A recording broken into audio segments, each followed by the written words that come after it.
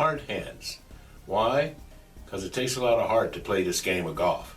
All right, welcome back. B-Man's Space Golf is the YouTube location. You're probably wondering, what are we going to do today? What are we going to talk about that's going to continue to help golfers? Well, I'll tell you what we're going to talk about. Hands. How important are your hands? Left hand, right hand, they're hands. They're used for writing, they're used for eating, and they're definitely used for playing golf. But you got to have your hands in the right position, do we not? If you've been with us since the beginning, we started working from the ground up. All right, now that we've succeeded there, we're moving even higher up. Well, before we can go any further, you have to learn how to hold a club, right? You just don't put your hands on the club. There's a particular way and a particular technique that I want you to practice. I'm going to show you the technique, and then it's going to be up to you to work it out to make it fit your particular hands on your golf club. Remember, what I'm here to do is to show you techniques you can practice with that'll last you a lifetime, so that when you at least go to see a pro, you'll bring something to the table. It's not going to have to be taught to you from the beginning. That is a rough way to learn how to play golf. I won't say that it can't be done, it's just a harder way to get it done. But if you go to see a PGA pro and you have some technique, it's a lot easier. They can get you to where you want to go a lot faster than taking a lot of time. So the series that I do for you on my podcast are to help you be a better golfer and control every little thing that you do. Why am I wearing the gloves? Well, why not? I use gloves when I play golf. I'm not like Tommy Two Gloves. I'm just making a point. When you watch the technique that I'm going to show you, I have on a black and an orange glove to show you how the club fits in your hand properly.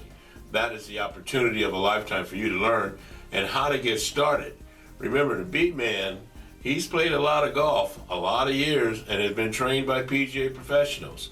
He knows what he's talking about. So pay attention to the technique, watch the video, and then I tell you what, I have two special guests for you today also. You gotta love old men and their stories, you really do. So I have a couple of golfers for you today.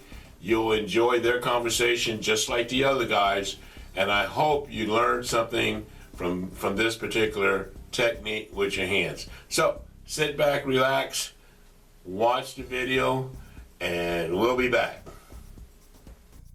Now, on to the grip. What I'm going to show you is the technique that I would use to teach to show you how to properly grip a club. This is going to be real quick, so you got to watch and pay attention. Previous episodes we talked about your feet and the position, how to get them close together with your heels touching and spinning out on your toe. Now let's talk about your hands. They need to hold a club like such. The top line of where your fingers touch your hand, and I'm pointing to the pad of your hand that needs to sit on top. Not so much the thumb as it is holding it with your fingers like this and collapsing your palm on top. This is a great way to learn how to hold a golf club. Fingers in the where they meet your palm and collapse. That's all you need.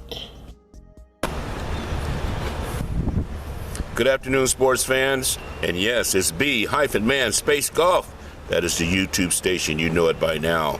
I am joined on the patio with one of the most underrated players of the Osprey Group, a man of extraordinary talent, engineering and inventing different types of objects that will help the golfer, and they're really good stuff. I'm here with Mr. Kermit Ramey. Kermit, how are you this morning? Fine. I want to know, when did you first start playing golf? How old were you? I'm 87. And I started playing golf when I was 17. Woo! So that gives me a few years. Yes, it does. And My gosh, what motivates you to keep playing today at 87? The desire to compete, I think, is the driving force that most golfers have, because golf is all about competition. If you can't compete with someone else, you compete with yourself. Oh my goodness, you couldn't have said it better. I have been preaching that for 40 years and nobody's listened. You seem to have gotten that. What does golf do for you? Golf is almost everything, it seems like sometimes. It's a social thing. It's a business thing. It works in many ways. It allows you the access to a lot of individuals with exceptional talent. Indeed. I wish that you would. Could you give the title of your book that you wrote in golf? Well, the book that I'm trying to get published currently is about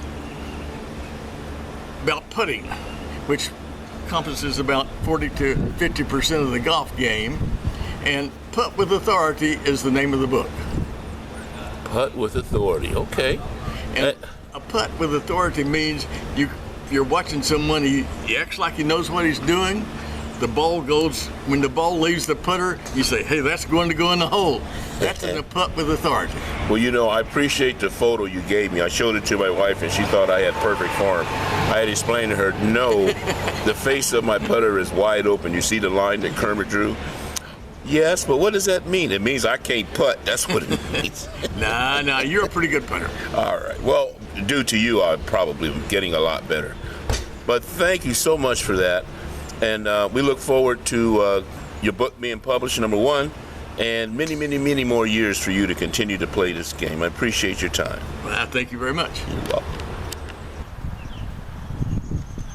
Good afternoon, golf fans. Once again, B-Man Space Golf, interviewing out on the patio our president of the Osprey Group, Mr. Victor Hobson. Victor, how are you today?